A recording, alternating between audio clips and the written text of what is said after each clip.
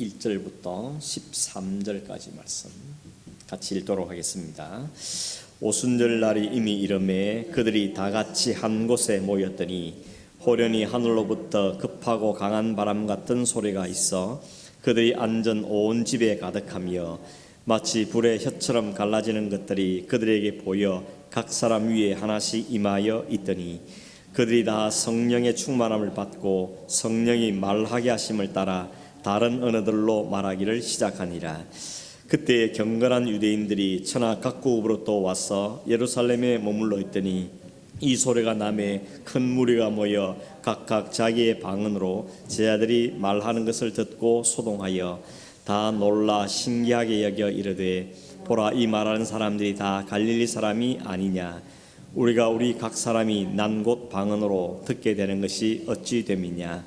우리는 바데인과 메데인과 엘람인과 또 메소포타미아, 유대와 갑바도기아, 본데오와 아시아, 부르기아와 밤빌리아, 애굽과 및 구레네에 가까운 리비아 여러 지방에 사는 사람들과 로마로부터 온 나그네 곧 유대인과 유대계에 들어온 사람들과 그레데인과 아라바인들이라.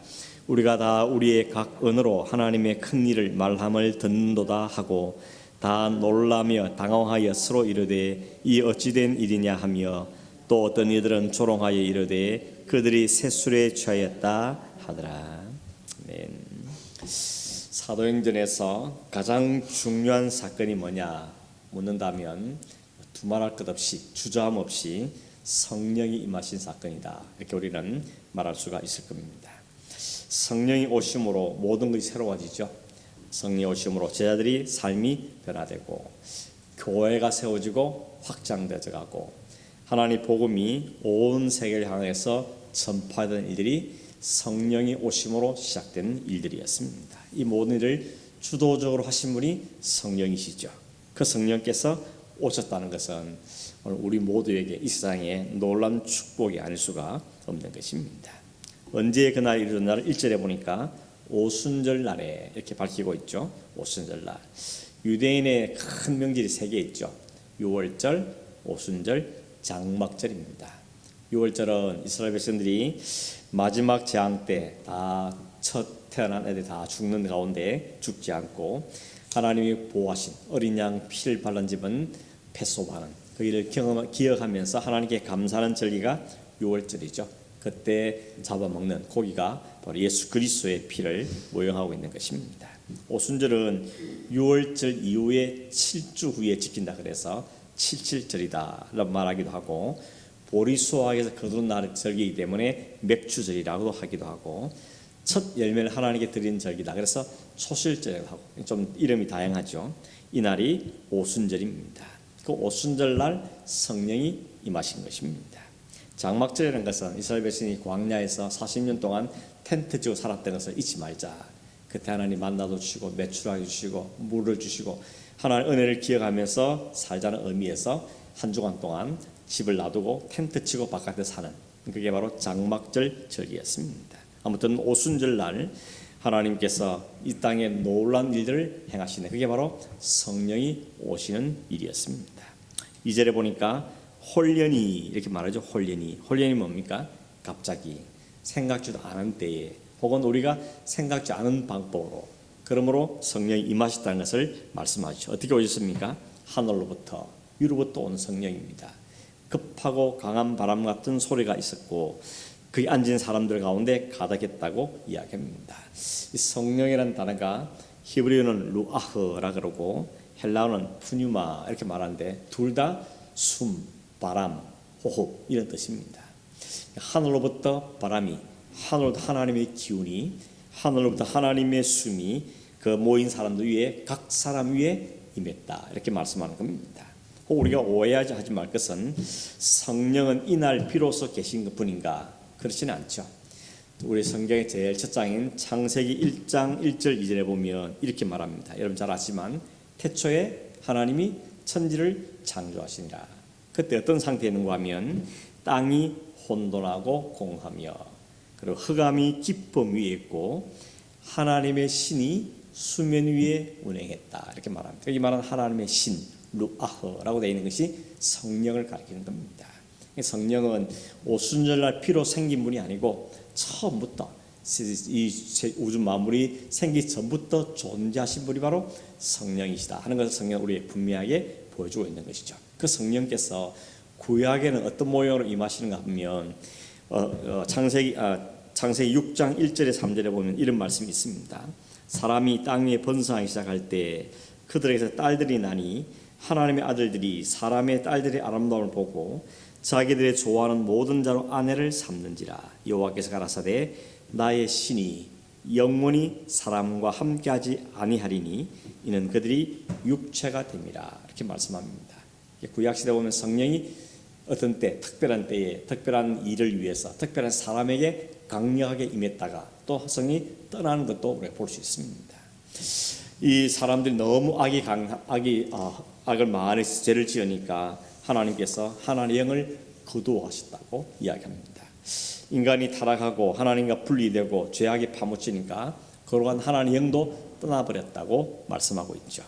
그러나 하나님께서는 떠나신 그 성령을 다시 보내주십니다. 그 성령을 보내시기 위해서 하나님께서 예수 그리스도를 먼저 보내셔서 인간의 모든 죄를 대속하는 사역을 감당하시죠.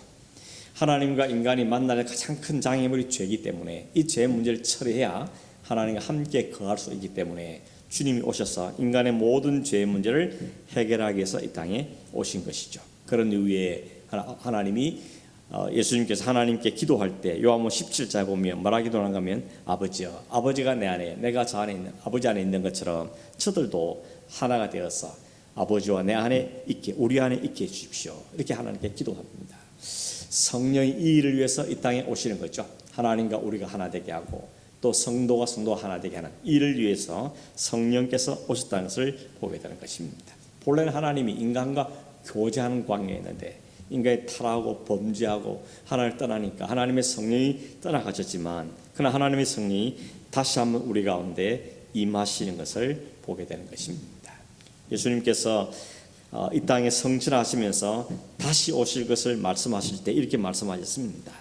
요한복음 14장 3절에 보니까 내가 너희를 위하여 처소를 예비하러 가노니 가서 너희를 위하여 처소를 예비하면 내가 다시 와서 너희를 내게로 영접하여 나 있는 곳에 너희도 있게 하리라 라고 말씀하십니다. 이게 다시 오실 예수님이죠. 처음 예수님 오셨던 목적은 죄 가운데 있는 인간들 위해서 죄의 대속을 다 치르시고 인간을 죄에서 구원하기 위한 목적이었다면 다시 오실 때는 이제 영원히 우리와 함께 살기 위해서 오신다는 겁니다. 그래서 완전한 세상을 심판하시고 하나님의 백성들과 영원히 거하는 나라, 그게 하나님의 나라죠. 그 나라를 위해서 주님은 반드시 다시 오실 것이라 라고 말씀하십니다. 그때까지 주님이 다시 오실 때까지 우리와 함께 하시면서 우리를 지키고 보호하고 이끄실 분이 바로 성령이신 것이죠. 예수님은 내가 가면 다른 보혜사 성령을 내게 보내시겠다고 말씀하셨던 것입니다. 그 성령이 오셔서 우리와 함께 거하시면서 우리를 하나님 나라의 백성으로 점점 만들어가고 있는 과정 중에 있는 것입니다. 에베소 2장에 보면 성령이 우리에 오신 목표와 이유를 이렇게 설명합니다. 너희는 사도들과 선지자의 터 위에 세우심을 입은 자라. 그리스도 예수께서 친히 모퉁이 돌이 되셨느니라. 그의 안에서 건물마다 서로 연결하여 주 안에서 성전이 되어가고 너희도 성령 안에서 하나님이 거하실 처소가 되기 위하여 예수 안에서 함께 지어져 가느니라. 주님이 머리시고 우리가 그 육체가 되어서 우리 다 성전의 한 부분이 되어서 하나님의 영이 온전히 거하시 하나님 온전히 거하시는 성전으로 처소로 지어져 가고 있다고 말씀하고 있는 것입니다. 그것이 바로 우리가 살아가는 삶의 모습이고 성령이 지금 우리 안에 행하시는 궁극적인 목표가 바로 하나님과 우리가 하나 되어지고 함께 거하며 함께 살아가는 하나됨의 목표를 우리에게 말씀하고 있는 거죠. 그 일을 성령이 오심으로 시작하신다는 겁니다. 성령이 하나된 한 일을 시작하겠다. 이것을 우리 흔히 기공식하면 테이프를 끊는 것처럼 성령이 오셔서 이 일을 시작한다 하는 것을 온 세상에 알리시는 일이 바로 성령이 임하신 사건의 중요한 의미가 있는 것입니다. 우리는 오순절 성령 이러면 자꾸만 뭐부터 생각합니까? 막 방언을 하고 뭘 하고 막 가슴이 뜨거워지고 이것만 자꾸 생각하는데 성령이 왜 오시는가, 오실 이유가 뭔지에 대해서 우리는 먼저 알고 가야 되는 것입니다. 그것은 우리와 하나님과 하나 되게 하고 성도 하나 되게 하며 하나님의 성전으로 지어가기 위한 것이 바로 성령이 오시는 중요한 목적이라는 것입니다. 그걸 공개적으로 선언하는, 공개 선포하는 날이 바로 오순절 성령이 임하신 사건이다, 이렇게 말할 수가 있는 것입니다. 다시 한번 정리를 하면 오순절 사건은 인간에게 떠나가셨던 하나님께서, 성령 하나님께서 다시 오셔서 우리에게 하나 되는 사역을 시작하신 것을 공식적으로 선언하시고 온 세상에 흩어져 있는 하나님의 백성들을 불러 모아서 그들에게 복음이 전개되고 그 속에 하나님의 영이 임하심으로 그들도 한 하나의 큰 교회 공동체로 세워져 갈 것을, 이 일을 시작할 것을, 그래서 그들을 예수 그리스도의 장성한 분량까지 자라가실 일을 시작하시는 놀라운 선언이고 선포라는 것을 말씀하시면서 성령이 우리를 그렇게 하나님의 성령의 성도로 스스로 만들어가겠다, 완성시키겠다는 것을 선언하시는 그 성령의 놀라운 선포가 바로 성령의 임하심이라고 말할 수가 있는 것입니다. 그 성령이 우리 안에 오심으로 우리의 어떤 일이 벌어집니까? 점점 우리에게 죄가 싫어지고 죄를 좀 멀리하시는 마음이 생겨지고 거룩을 사모하게 되고 의에 대해서 수리고 목마른 마음이 생겨지고 하나님 향해 또 좀 더 열심히 내고자 마음도 우리 일어나고 또 하나님을 좀 더 알고 싶어하고 하나님을 좀 더 가까이 가고 싶은 마음이 생기며 우리 모든 삶의 분야에서 우리 인격과 우리의 삶에서 주님을 닮아가고 싶은 이런 마음도 우리 안에 부어오시는 영이 바로 성령께서 하시는 놀라운 사역의 결과인 것입니다. 그래서 성령이 우리 안에 그렇게 역사하기 때문에 우리가 조금씩 주님을 닮아가고 주님이 안에 맺으시는 그 열매 우리에게 조금씩 나타나는 삶이 우리에게 일어나는 일이 바로 나타난다는 것입니다. 이 일을 이뤄가는 데서 필요하면 능력도 부으시고 우리의 놀라운 기적도 베푸시고 우리의 역사를 일으키시는 일들을 준비하고 동원시키는 것을 보게 되는 것입니다. 그래서 여러분, 성령이 오시다는 것은 우리 오늘 모든 인간들에게 놀라운 축복입니다. 우리의 소망이고 우리의 희망이 되는 것이 바로 성령이 오심이라고 말할 수가 있는 것입니다. 오순절 성령이 오실 때 어떤 현상으로 왔는지를 오늘 2장에 좀 설명하고 있는데, 사실 이 현상보다 더 중요한 것은 하나님 이미 존재하셨던 분이고 성령 하나님 존재하셨던 분이고 예수님의 약속에 따라서 오셔서 우리를 하나님의 처소로 만들어가고 있다는 사실, 이것이 바로 성령 오신 너무너무 중요한 사건에서 우리는 먼저 기억해야 되는 것입니다. 오늘 성경에 성령 임하신 모습이 사도행전에 기록되어 있는데 상당히 역동적인 모습으로 오시죠. 눈에 보이게 소리가 들리도록 오신 것입니다. 2절에 보면 급하고 강한 바람 같은 소리로 임했다 말씀하고 있습니다. 우리는 여기서 오해하지 말 것은 성령 임하면 항상 이렇게 온다, 이렇게 우리는 주장할 수는 없습니다. 사람마다 다양한 형태로, 나라마다 시대마다 성령은 다양한 모습으로 사람들에게 찾아오시죠. 그래서 엘리야도 그러지 않습니까? 세미한 소리로 찾아올 때도 있고, 어때는 청천벽력 같은 우려 같은 소리가 오실 때도 있고, 우리의 인생을 확 뒤집는 놀라운 엄청난 사건으로 찾아오기도 하고, 때로는 우리 안에 마치 물이 스며들듯이 우리 안에 오셔서 차근차근 우리를 변화시키는 이런 일도 있다는 것입니다. 이게 참 성령이 임하신 사건이기 때문에 모든 사람이 부인할 수 없도록 아주 모든 사람이 인정할 수밖에 없는 사건으로 임하시는 것이 오순절날 임했던 성령의 사건의 의미라고 말할 수 있습니다. 그래서 어떻게 합니까? 아무도 부인하지 못할 강력한 바람 소리가 그들에게 들렸다고 했습니다. 그때 아마도 이러면 저들은 창문을 닫고 있었을 겁니다. 무서워가지고 두려워서 창문을 닫고 있는데 그 바람이 밖에서 온 부름이 아니라 그 안에서 일어나는 하늘도 임하는 바람이 그들 가운데 일어났다는 것입니다. 120명이 다 들었습니다. 다 성령이 임하시는 소리를 들었다는 것입니다. 그 바람은 우리 안에서 나온 것이 아니고 하늘부터 임하는, 그리고 갑자기 강력히 임하는 바람이었다고 말씀하고 있는 것입니다. 에스겔 37장에 우리가 잘 아는 것처럼 하나님께서 하루는 에스겔을 데리고 어디로 가시는가 하면 뼈가 가득한 골짜기로 데려가십니다. 보니까 뼈가 너무 많이 있고 널브러져 있고 그 뼈들이 바짝 말라 있는 걸 봤다 그랬습니다.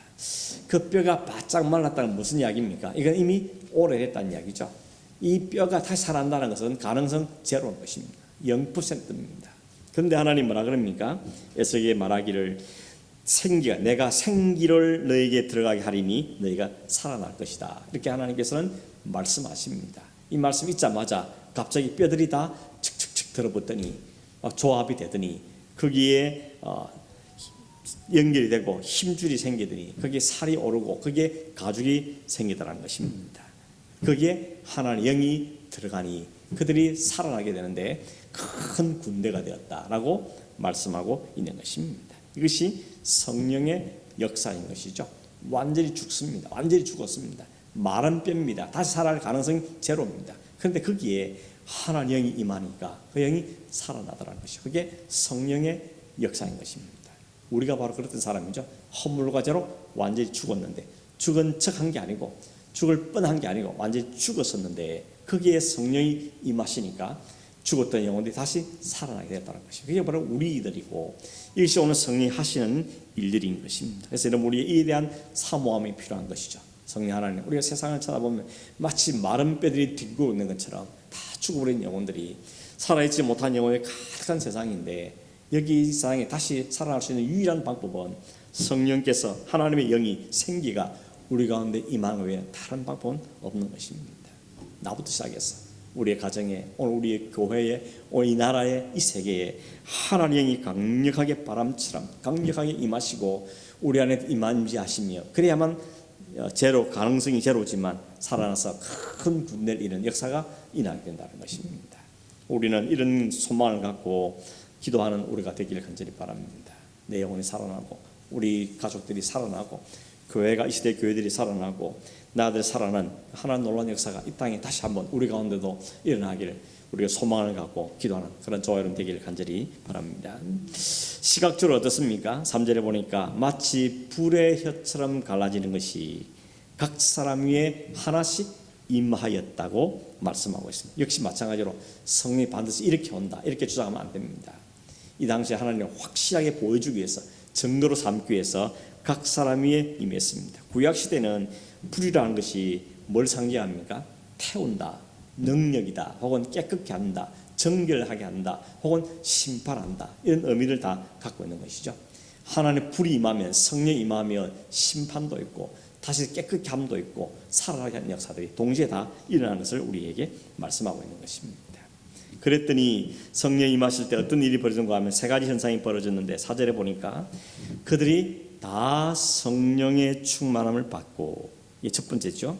두 번째는 성령이 말하게 하심을 따라서 말하기 시작했고, 세 번째는 다른 언어들로 말하기 시작했다 하는 현상이 나타났습니다.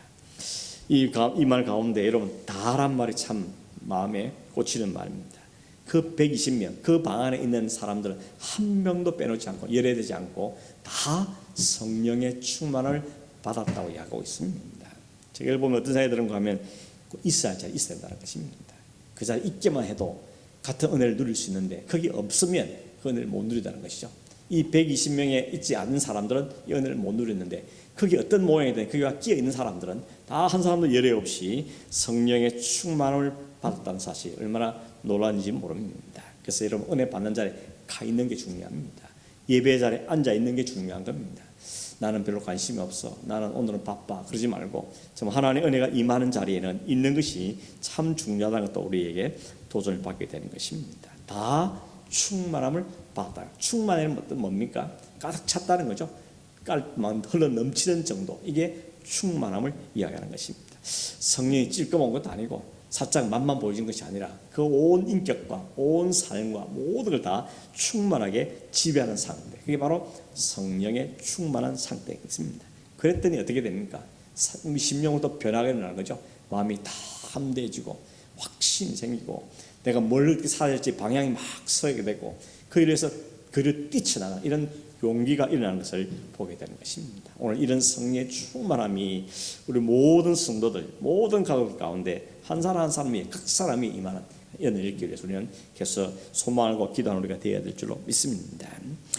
말하게 하심을 따라서, 성령이 말하게 하심을 따라서 말하기 시작했다라고 말하는데 성령이 말하게 하신 게 뭘까요? 그게 뭐겠습니까? 11절에 의하면 그레데인 아라비아인들이 우리가 다 우리의 각 언어로 하나님의 큰 일을 말함을 듣는도다 이렇게 말하죠. 성령이 말하게 하시는 게 뭐냐? 하나님의 큰 일이라는 겁니다. 하나님의 큰 일이 뭐겠습니까? 예수 그리스도의 오심과 십자가와 구원하심과 그 하나님 행하신 우리의 모든 것들, 그게 바로 하나님 행하신 큰 일인 거죠. 그것을 성령이 그걸 말하게 하니까 그걸 말하게 되더라는 것입니다. 안에만 있던 것을, 머리만 있던 것을 성령의 임하심으로 그가 알고 경험한 것을 사람들에게 증거하기, 말로 표현하기 시작했다고 이야기하고 있는 것입니다. 특별히 다른 언어로 말하기 시작했다 그러죠. 이걸 우리는 방언이다 이렇게 말하는데, 오늘 이 성경에 보면 분명하게 이 방언이라는 것은 외국어였습니다. 그렇죠? 그래서 각 나라 온 사람들이 왜 우리 말로 다 듣게 되느냐 깜짝 놀라지 않습니까? 어디서 왔다 그럽니까? 왜 방언을 주었다 그러죠? 방언을 주신, 외국어를 주신 이유는 뭔가 하면 이유는 딱 하나입니다. 사도행전 1장 8절 말씀 이루기 위해서. 오직 성령이 너에게 임하면 너희가 권능을 받고, 그다음 뭐라 그랬죠? 오 예루살렘과 온 유대와 사마리아와 땅 끝까지 내 정의 되게 할 것이다.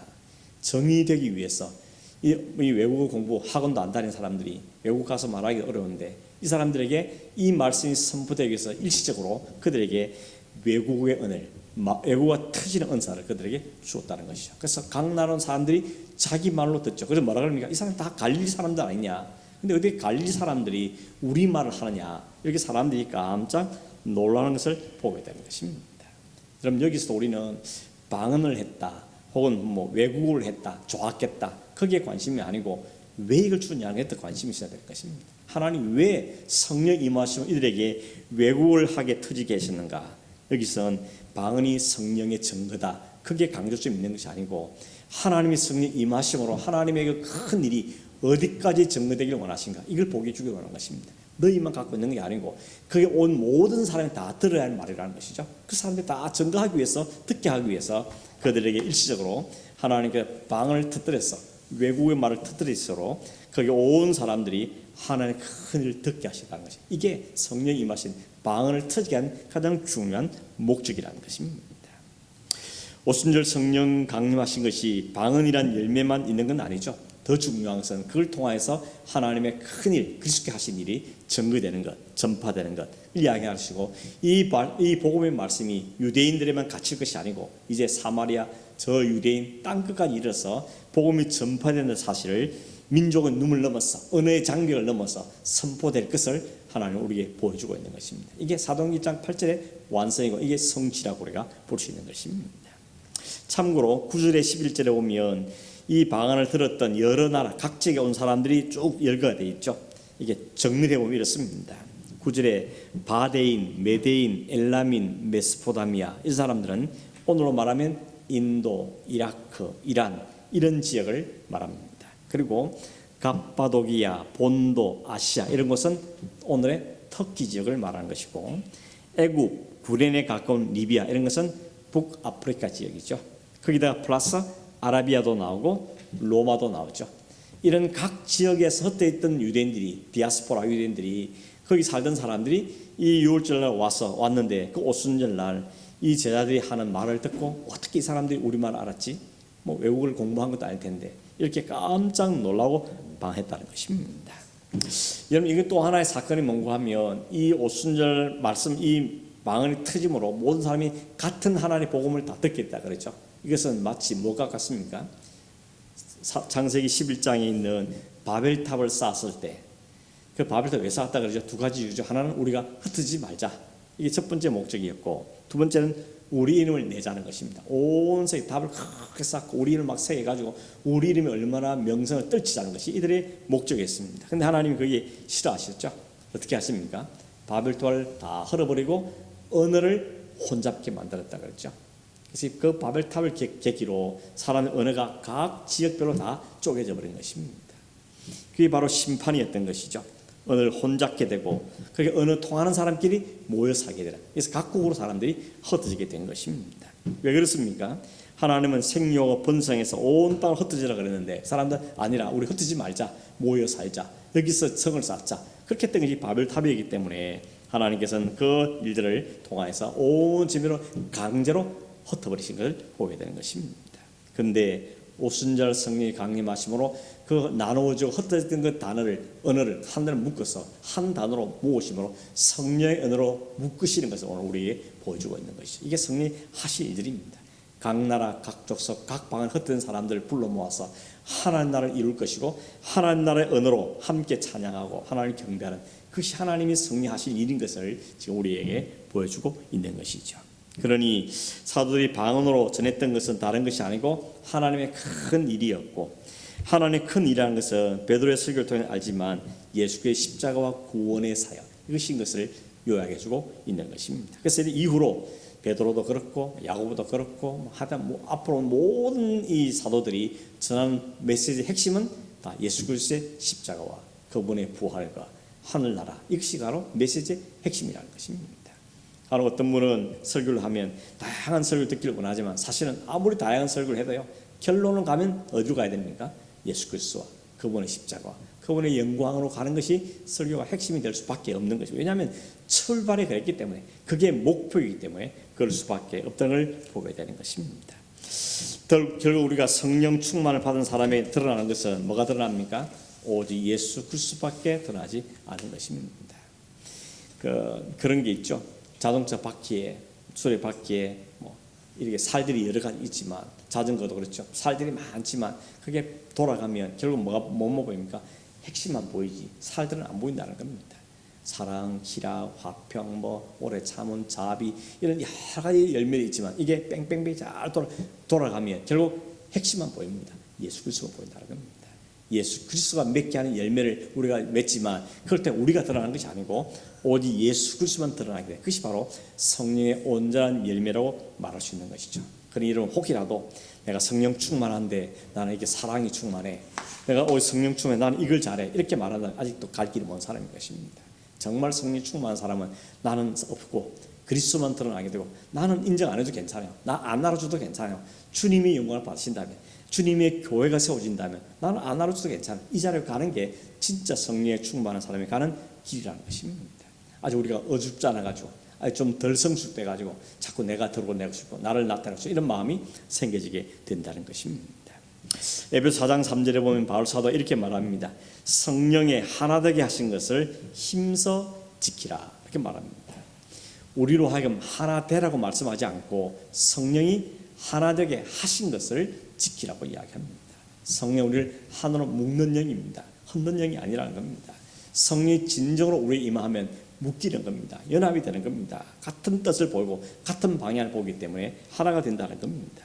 그렇게 하나님을 성령께서 오셔서 우리를 하나로 묶어 놨는데 그걸 인정하고 그걸 받아들이고 그 성령 안에 머물고 있고 순종하기를 힘쓰란 말로 우리가 이해할 수 있는 것입니다. 성령이 하나 되게 하시는 것을 무시하지 말라는 겁니다. 그걸 헛되지 말라는 것이죠. 자기를 버리고 성령께 순종하고 자기 생을 내려놓고 성령께 복종함으로 성령으로 인해서 하나 묶임당 상태를 계속해 갈 것을 우리에게 말씀하고 있는 것입니다. 12절 13절에 보니까 이 일 때문에 사람들의 바깥의 반응이 두 가지로 나타나죠. 일단 같은 반응은 뭔가 하면 다 놀랐답니다. 다 당황한 것이죠. 한 번도 본 적이 없는 일이 막 일어나니까 이 사도들이 이 제자들이 방언도 하죠. 복음을 전하고 하니까 사람이 놀라 자빠지는 겁니다. 근데 그런 중에도 또 두 개로 나뉘어집니다. 어떤 사람은 하나님 역사인 보고 찬송하면서 기뻐하는 긍정적인 반응을 보는 사람도 있고, 어떤 사람은 뭐라 그럽니까?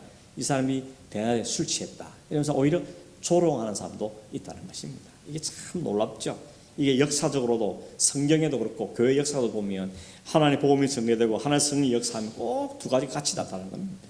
한쪽에는 성령의 역사를 감사하고 기뻐하고 헌신하고 봉사 이런 쪽으로 나타나고, 또 한쪽은 조롱하고 비난하고 오히려 깨뜨리는 이런 일로 동시에 어느 시대든지 어느 나라든지 있다는 것입니다. 이게 참 오늘 이 사도행전 첩보로도 나타나고 있는 모습이죠. 많은 사람이 그게 막 놀라고 당황스럽고 하나님을 찬송하는 사람이 있었지만, 또 어떤 사람은 술 취해서 그런다고 중을 그린다고 이런 사람도 있었던 것을 우리가 보게 되는 것입니다. 왜 그렇습니까? 성령이 그 안에 없기 때문에, 성령 하시는 그 말씀을 모르기 때문에, 하나님을 모르기 때문에, 자신이 경험한 적도 없고 그 말씀 믿지도 않기 때문에 그것을 이해하지 못하고 받아들이지 못하고 오히려 비난을 하게 되는 것입니다. 여러분, 성령 임하심으로 방언도 나타나고 예언도 나타나고 많은 일이 일어납니다. 없다고 말할 수도 안 되고 이것만이 전부라고 말할 수도 안 되는 것이죠. 성령은 자유롭게 역사하시는 영이 아닙니까? 각 사람에게 필요한 대로 필요하게 역사하시는 영이기 때문에 성령은 제한할 수 없고 가둘 수가 없다는 것입니다. 근데 방향은 분명합니다. 그 방향, 우리를 그리스도께로 이끌어가는 것, 그리스도를 닮아가게 하는 것, 하나님을 소망을 하며 살게 하는 이것이 방향은 같다는 것입니다. 사람들의 성격이나 경향에 따라 다 좀 다르게 살지 모르지만 그러나 우리에게는 예수 그리스도 십자가를 지향하면서 복음만을 하나 되게 만드는 것이 바로 성령이 하시는 역사인 것을 우리에게 보여주고 있는 것입니다. 방언은 그 중에 한 도구죠. 복음을 증가하기 위해서, 하나님을 알게 하기 위해서, 하나님의 큰 일을 전하기 위해서 하나님이 보여주신 하나의 방법인 것을 보게 되는 것입니다. 말씀을 맺습니다. 여러분, 오늘 우리에게 이와 같은 성령의 오순절 같은 성령의 역사들이 오늘 우리에게도 계속적으로 임하기를 우리는 간구해야 되는 것입니다. 똑같은 모습으로, 똑같은 때에, 똑같은 방법으로 그렇지는 않습니다. 그러나 성령이 임하시는 것은 분명한 사실이고 성령이 임하시는 어떤 현상들이 우리에게 다양하긴 하지만 우리 안에 우리 모두를 다 하나님께로 이끌어가고 그리스도께 이끌어가고 우리가 믿음의 삶을 살게 이끌어가신다는 사실은 분명한 사실이고 성령이 임하실 때 거기에 능력도 있고 복음 증거도 나타나고 거기에 성령이 하나됨도 나타나고 인격의 열매도 맺히게 되고 은사도 있고 하는 걸 보면 정말 우리가 성령을 사모하지 않을 수가 없는 것이죠. 물론 성령께서 우리가 오면 오고 가면 가고 그런 영이 아니고 하나님 우리에게 은혜를 주시지만 사모함 우리 있어야 되는 거죠. 하나님의 성령이 우리를 잘 지배해 주셔서 우리를 하여금 세상에 헛된 걸 따라가지 않고 내 생각과 내 욕심도 살지 않고 하나님 이끄신 대로 하나님 말씀에 순종하며 살게 해주십시오. 이것이 바로 우리가 성령의 충만함을 사모하는 이유가 되는 것입니다. 여러분, 우리가 우리 자신, 우리 가정, 교회, 이 시대에 다시 한번 성령께서 놀라 역사하셔서 마른 뼈 같은 이스라엘인들이, 마른 뼈들 같은 흩어진 이스라엘들이 다시 한번 살아나는 군들, 하나님의 군들, 이런 이 역사들이 오늘 우리 가운데 일어나길 우리 시대 한번 볼 수 있기를 간절한 마음으로 기도하는 우리 모두가 되어질 간절히 바랍니다. 우리가 찬양한 찬송 하나만 더 하겠습니다. 183장 우리 찬양 가사를 생각하면서 한번 찬양하겠습니다.